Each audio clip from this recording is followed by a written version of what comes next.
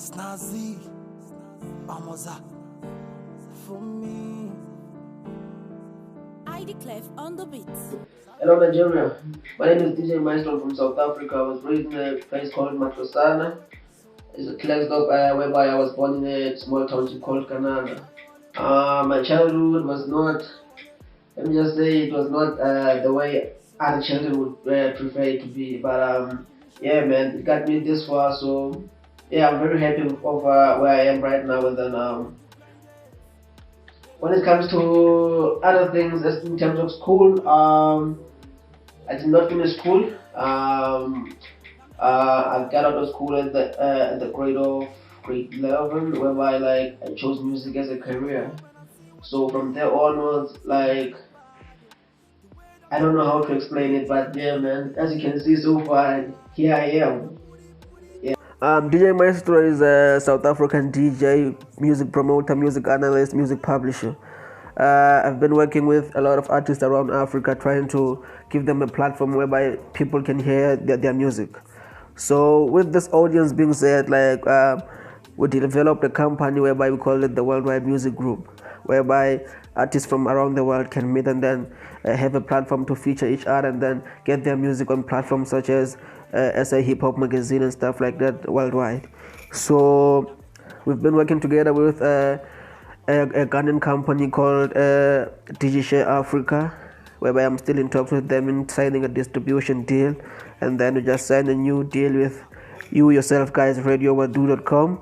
And then we are looking into getting into a lot of adventures around Africa, whereby we work with platforms such as MalawiMusic.com, Nigeria's platform, Nigerian music platforms, Tanzanian music platform, Ghanaian music platforms, and so on. But so far, the Worldwide Music Group is doing so well because just as of last month, we were ranked 108th in Africa, in the most promising entertainment websites in Africa. So I might say I'm doing well for now, as a DJ, as a music publisher, as a promoter, as an artist manager. Yes, sir. How I grew up, well, my guy, let me just say, before I got into music, I was a kid in the township, whereby my primary school life was, I used to love movies, I used to love cartoons called Dragon Ball Z. So every time I watched them on TV, I would wish I want to be a TV director, I was more into films. I liked the Chinese channel by the time whereby Jackie Chan was still a thing, Jet Li was still a thing. I used to watch a lot of TV. So let me just say, as a kid by then, my dream was to be a movie star. But then you know how it goes, Yeah, man. People change over time. You get to meet new people. You get to have new visions, new goals. Yeah, man. That's all I can say for now about that. Thank you very much. Well, I had the last time I was on an interview on the radio show. I was asked about this question whereby they preferred to me as a disc jockey. My side of things, I don't see myself as a disc jockey because I'm more of I don't know how to explain it. I'm more of a guy I like music, you see. So I invest in promising sounds, whereby sometimes I tend to produce music, sometimes I tend to buy music from people.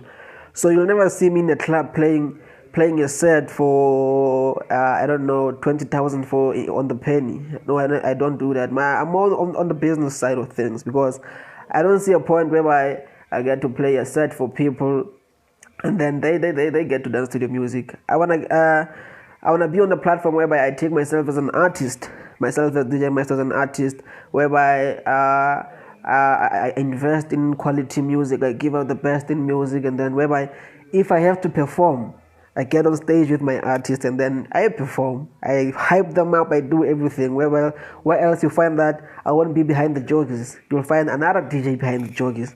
I'm more, to explain myself more easily, I'm more of a DJ kind of guy. but don't compare me to DJ Khaled. I hate when people compare me to DJ Khaled. I'm not DJ Khaled, but it's the easiest way to explain myself as how I see myself. I portray myself as a guy in the music industry. Yeah, man. In terms of this journey, I've been in the journey for, let me just say, 5 years. Yeah, as a professional.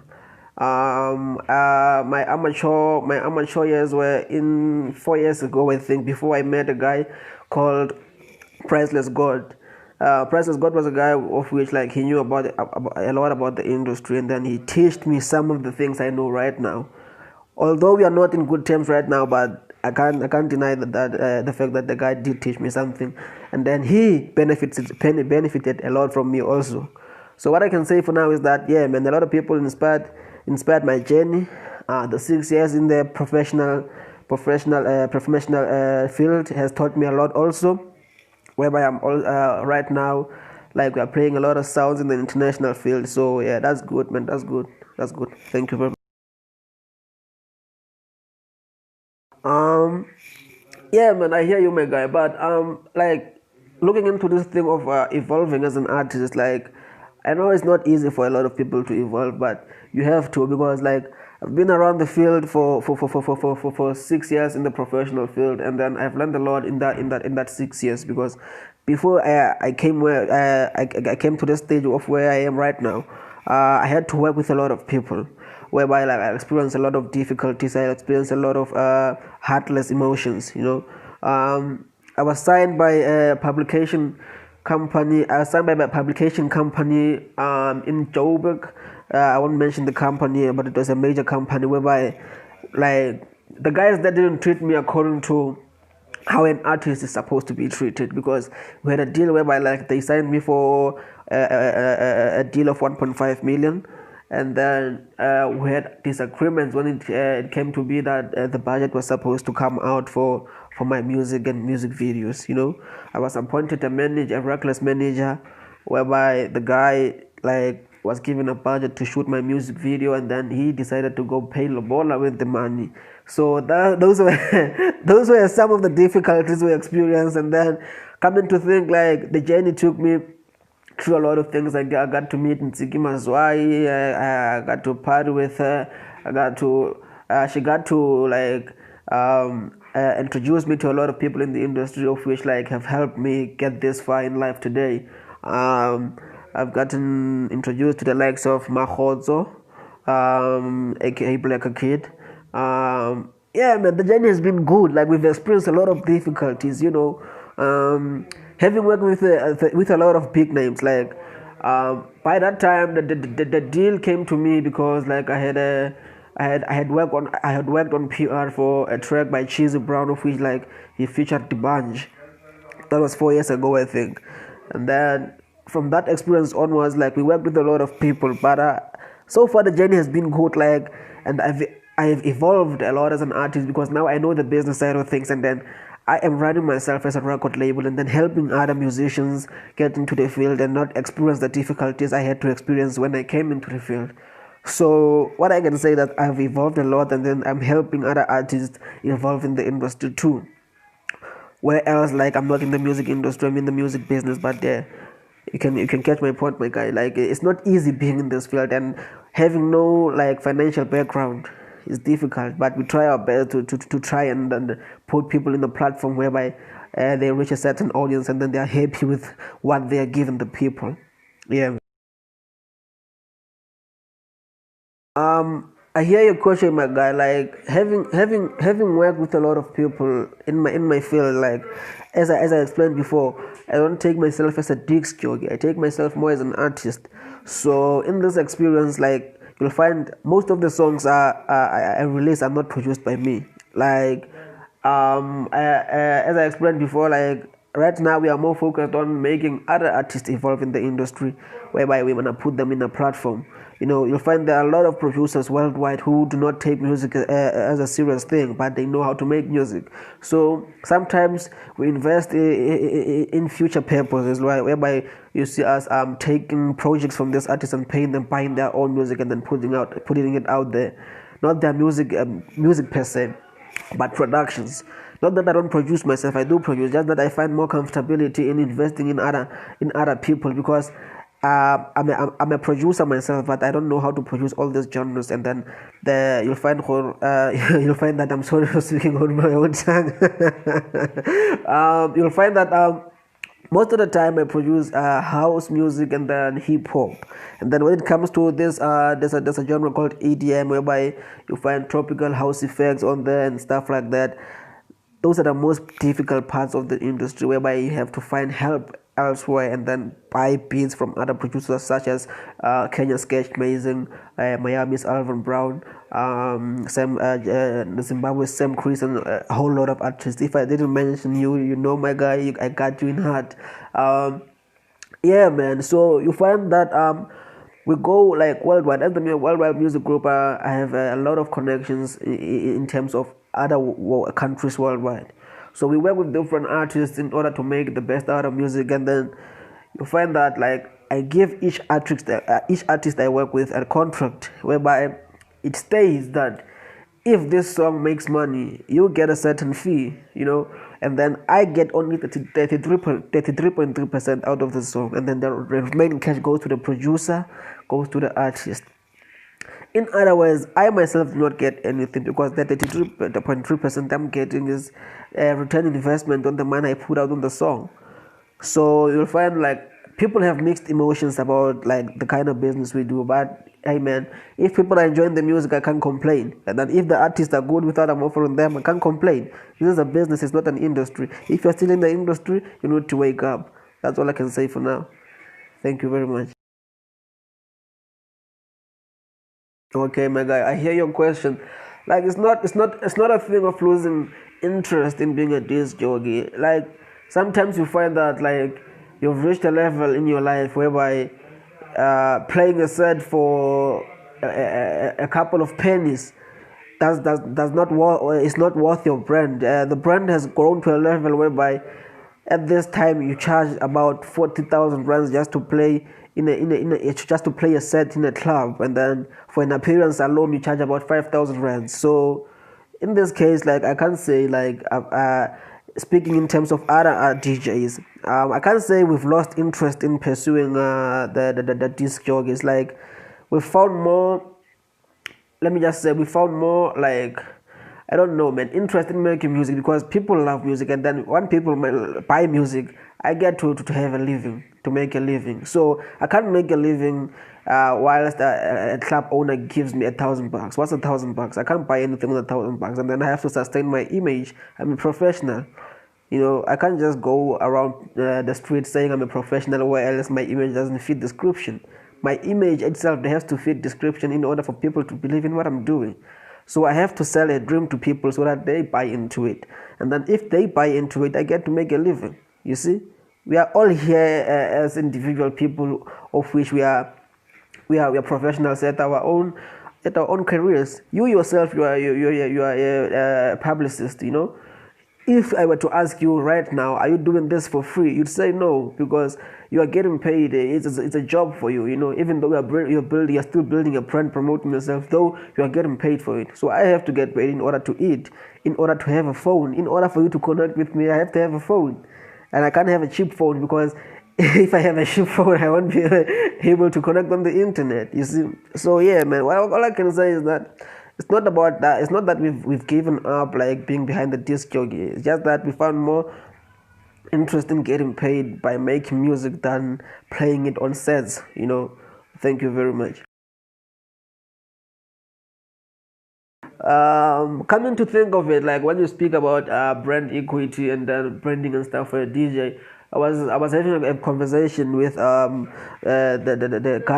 Ghana's number one leading publicist, Jonila, the other day, whereby we had a conversation on a platform at Deejay Africa. We were talking about different kinds of PR, and then how important it is for an artist, an individual artist, not a DJ as per se, but an individual artist, to have a proper branding and then PR behind him. Because like you'll find branding is important as an artist. You cannot just display an image to the public whereby you'll wanna impress. Like everything you do in terms of branding has to impress the audience. From your logo as an artist, from the way you dress, from your music, you must have a vision, you must have a goal whereby people can hear it in your music and then they get to follow it, So in terms of branding is a good thing in proportions. Like, you have to invest in PR and marketing and then make sure the brand is out there. So when you brand yourself, you must make sure that you like every song. As a DJ, for me, every song has to have a brand partner, where you find that the commercial market itself has its own people, and then the hip hop scene has its own people, the EDM field has its own people. So right now I'm more focused on the commercial market, whereby I wanna sell a dance. I'm working on a dance album and I wanna sell it. So in order for me to sell this thing, I must accommodate and acquaint my brand with certain commercial brands, whereby they become brand partners and then invest in pushing that my music and the brand behind it, whereby they use myself as a let me just say, I don't know, as a way to push their platforms. I'm here to sell other people hope. So in order for me to sell hope, I have to be acquainted with the right people, you see. So yeah, man, for now that's all I can say about branding. I can, like, consultancy costs money. We are in the business of making money. If you want music business consultants, you must pay, my guy. Thank you very much. As I explained before in, like, the past questions, whereby you asked about being a disc jockey, I'm not specifically a disc jockey, and then I don't have a specific genre whereby you can say DJ Maestro is a house DJ, DJ Maestro is a hip hop DJ. I find more, let me just say, like the Worldwide Music Group, we do everything that is concentrated on music or based in music. We don't care if the genre is house, we don't care if the genre is hip hop, we don't care if the genre is gospel, we don't care if the genre is whichever genre that comes into mind, and then the concept is going with it, I go with it, my guy. I do not have time to choose a specific genre. People do not want a person whereby you get to a club and then you play house the whole time. Like, you must meet other people's, like, interest. Audiences are different. You can't play the same specific thing always with different audiences. You must target your audience differently, whereby you know that if I play this kind of set to this audience, I get this kind of feeling, and then if I play this specific kind of set to this audience, they get a specific kind of feeling. So what I'm saying is that, like, we can't all, I know that DJ is worldwide, whereby they have specific terms, whereby you find that DJ does Afrobeat, so I find that DJ doing hip hop. Oh well, I'm like a full package. I do everything in one. If you want hip hop, I play hip hop. If you want Afrobeat, I play Afrobeat. If you want EDM, I play EDM. Yeah, man, that's all I can say on the matter for you right now. Thank you very much. Yeah. The question itself, based on female DJs not being, like, a lot of them, not there being a lot of them, like, well, you find, like, in this industry, a lot of girls are entitled to be housewives, and then you find that those who are willing to have a career in music or DJing are more caught up in situations whereby these producers, like, are giving them options of which do not meet their standards. You find different producers, like, who give out, like, options for this female, like, endeavors, for female producers, or let me say, like, okay, let me just not say female producers, for females in general who want to get into the music business or want to get into the industry, because, like, it's not easy. Being a girl is not easy. You'll find that a girl comes to studio, the producer seems to be interested. The producer wants to give the girl options based on how he wants to work and then on what he should get in return. So those are the inequalities like that girls face when, like, having to pursue their dreams in this career, because it's difficult. You ask a model, like, a model in the game who has been in the game for like 15 years. before getting into that 15 years in the industry, she experienced a lot of stuff, whereby she had to sleep with the photographer, she had to sleep with the portfolio designer, she had to sleep with a lot of different people in order to get where she is today. And we find that when she gets there, she's already destroyed. She has no future, she has no nothing. She's in a point whereby even guys not staying in her life. She's used to being manipulated. So like, yeah, man, manipulation and then discrimination is what these guys face when coming when having to be a part of this industry. So yeah, man, for now that's all I can say on the matter. Yeah, that's how I see it. I don't know how you'll take it as an audience. Thank you very much. When coming to social media platforms, my guy, like this is an interesting question. I love it so much because all my life I've met different people through social media. Like social media is a platform whereby your talent can be, I don't know, spread around the world for people to see.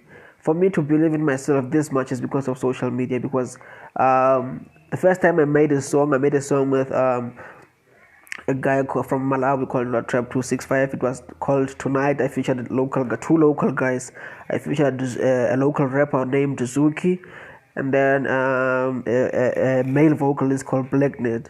The track went on to be number one on the progressive charts on Reverb Nation in the Northwest, and then it was a big thing because like the influence itself was because of social media. I shared a video online on Twitter by that time, whereby the song was playing in the background, and then I received close to 60,000 views, I think, by that time, and that was 5 years back or 4 years back, if I remember correctly. So social media like can boost a lot of artists if they invest in the right platforms, because like for me it has helped me a lot. I met a lot of great artists through social media. Well, there are a lot of artists around Africa, of which are big right now in their countries. Like I met Ghana's KOD there, I met Kenny Casey, Nigeria's Kenny Casey there, I met Chis Brown on social media, I met a lot of guys. Malawi's Mabushi Mwali, I met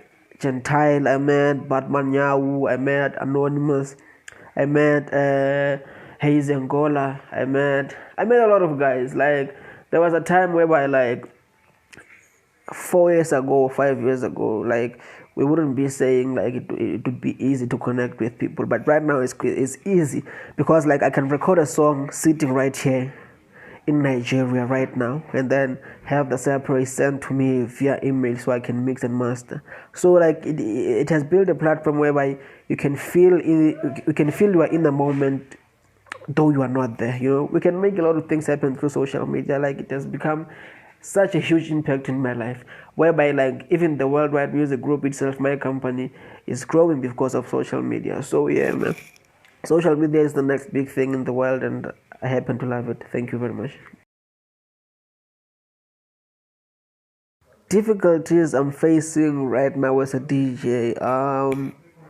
Well, my guy, like this kind of field needs us to have money. Like you have to have money. Like you have to invest in the correct backup. Like I do have brand partners, but brand partners like you'll find they invest in a certain thing, whereby like you'll find brand partners are more focused on the commercial market, and then the product you're giving them is not on the commercial scene. So like right now, like the challenges I'm facing, I don't have financial backup.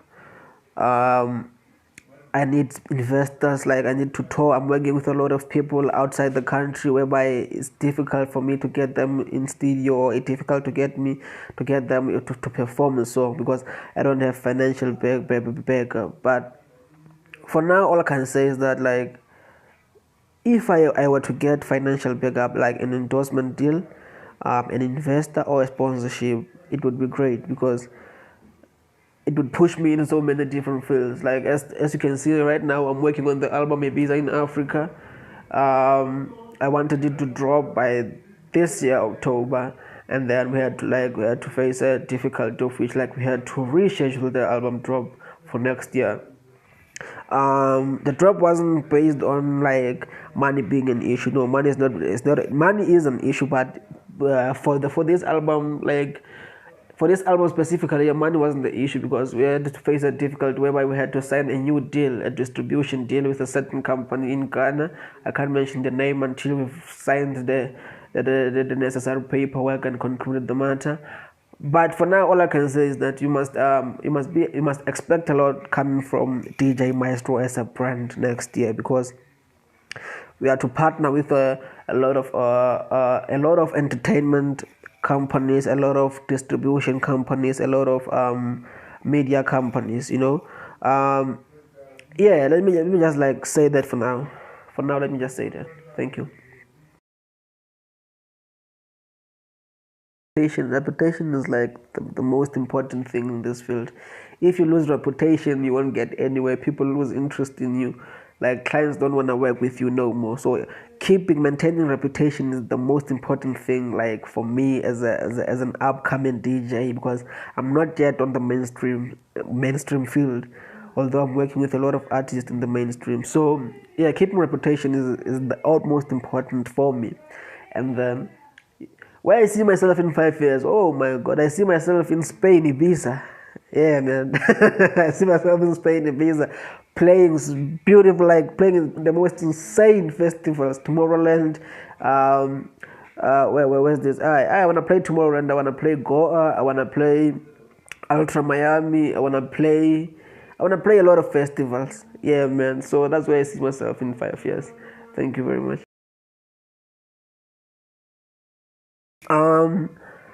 Okay, as a DJ, I would like your question. As your question says, my plans in terms of working with a lot of international artists. Well, I've worked with a lot of international artists, especially in Nigeria, because the question was based on the Nigerian field. I won't say I've like personally worked with the bunch, but I've worked with him through association for the PR marketing of The King Is Here remix. I've worked with Kenny Kezi, Nigeria's upcoming. I've worked with Sean Moon, like is the second most dominating artist that side. I've worked with Choice. I'm now working with Choice Z. I've worked with Cheesy Brown.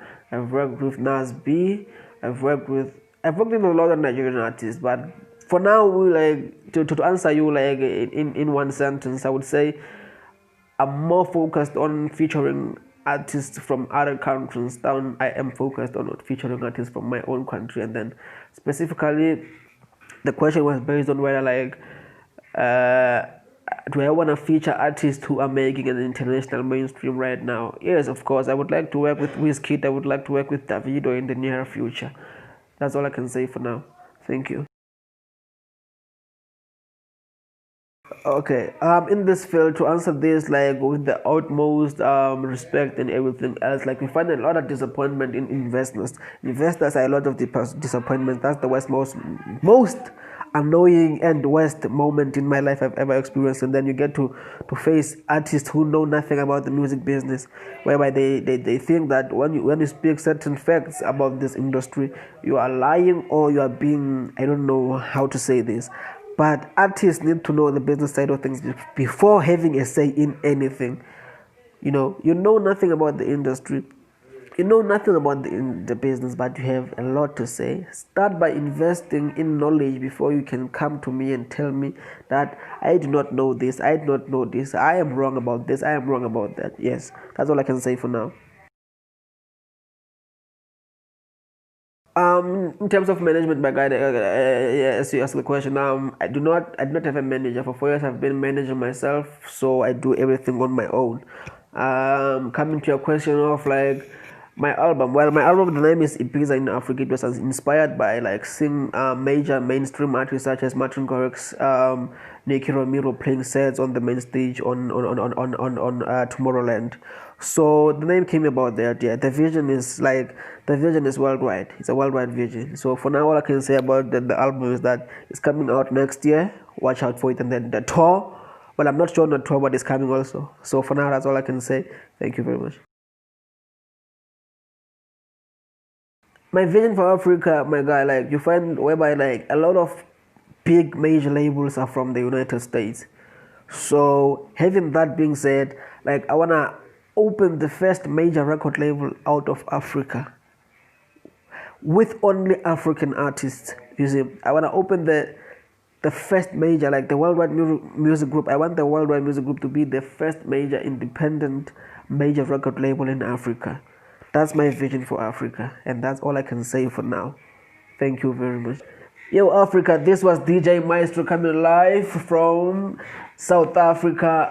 The album is coming next year. Shout out to Radio Wadoo and everyone behind the team in Nigeria. Have an awesome life. Yeah, man. DJ Maestro signing out. Thank you very much.